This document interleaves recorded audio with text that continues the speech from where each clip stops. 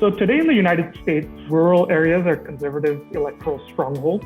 But this was not always the case historically. Major technological changes took place in the 20th century in the agricultural sector, contributing to the emergence of new upwardly mobile farmers and agribusiness interests. These large-scale farms are intensive users of land and water. And so agribusiness often finds itself in opposition to environmental regulation. And as a result, it tends to favor small government.